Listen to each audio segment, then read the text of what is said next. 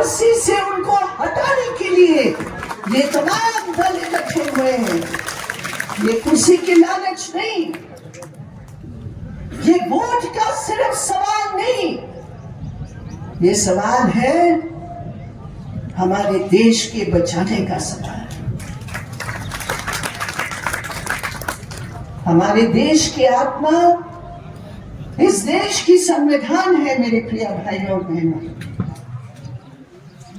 और आज हमारे इतिहास में हम लोग सब महसूस कर रहे हैं कि इस देश की आत्मा के ऊपर, इस देश की संविधान के ऊपर बार बार 10 साल में जिस रूप में हमला किया है इस सारे से इस बीजेपी की गठबंधन सरकार ने, आज हमारे देश के संविधान को आईसीयू में पहुंचा दिया है इस बीजेपी आरएसएस की सरकार। और इस इंडिया गठबंधन का ये काम है, सब मिलकर, हमारे मतभेद हो सकते हैं, हमारे अतीत में हमारे एक दूसरे के खिलाफ संघर्ष भी हुए, वो इतिहास को हम भुलाते नहीं है, लेकिन आज किसी पार्टी का नहीं, किसी एक झंडा का नहीं, आज हमारे देश का जब सवाल उठा है तब इंडियन गठबंधन देश की जनता बचाएगी वोट के द्वारा। 2024 में जब जून महीने में इसके रिजल्ट्स आएंगे तो मोदी जी 400 पार नहीं, देश में कौन सी प्रदेश में तुम्हारी बहुमत आएगी वो तुम्हें ढूंढ ढूंढ कर निकालना पड़ेगा, क्योंकि देश की जनता तैयार होकर इस संघर्ष के मैदान में उतरकर तुम्हारी सरकार का विदाई की तैयारी कर रही है। ये हकीकत है। ये कौन सा सरकार, क्या है ये सरकार? न खाऊंगा न खाने दूंगा।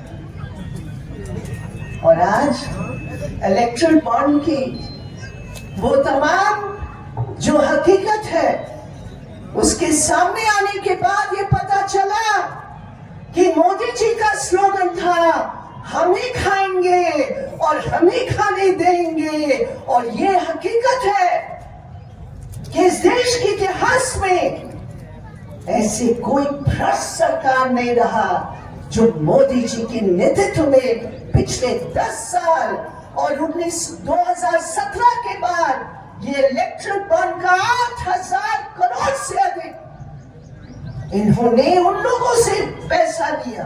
किससे? आप समझ लीजिए इनका क्रोनोलॉजी क्या था, याद है ना अमित शाह जी का क्रोनोलॉजी। वो क्रोनोलॉजी क्या है? लूटने का। पहले किसी को पहचान करो, किसी को रेखांकित करो, उसके ऊपर ईडी सीबीआई आईटी को भेजो, उसके घरों को रेड करो और फिर उसके बाद पैसा निकालो। जितने भी खबरें आ रहे हैं, जितने भी औद्योगिक घरों को इन्होंने रेड किया, उसके बाद लाखों करोड़ों रुपया उन्होंने दिया और फिर वो रेड खत्म हो गए, वो डीप फ्रीज में चले गए वो तमाम केस और मोदी जी का खजाना भर गया। इसलिए हम कहते हैं ये भारतीय जनता पार्टी का नाम ये इलेक्ट्रल बॉन्ड लूट पार्टी होना चाहिए। यही है भारतीय जनता पार्टी। और आज हमें बात करना है इस मन से, निश्चित रूप से आप सब मेरे साथ होंगे। हम हेमंत सोरेन जी के साथ देते हैं इस मंच से। एक मुख्यमंत्री झारखंड की, एक आदिवासी नेता, जब वो झुके नहीं उनको जेल भेज दिया। आज हम अरविंद केजरीवाल के साथ हम एकजुटता प्रकट करते हैं।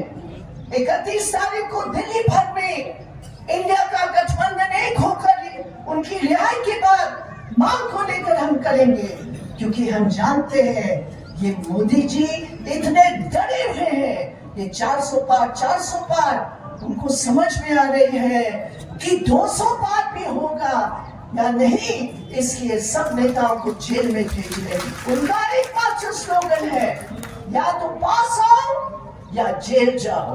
मोदी जी, ये चलेगा नहीं। ये जंगाली प्रणाली के ऊपर जो हमला है, काला कानून यूएपीए को इस्तेमाल करके पत्रकारों को जेल भेज रहे, जो भी जनता के लिए काम करे उनको जेल भेज रहे।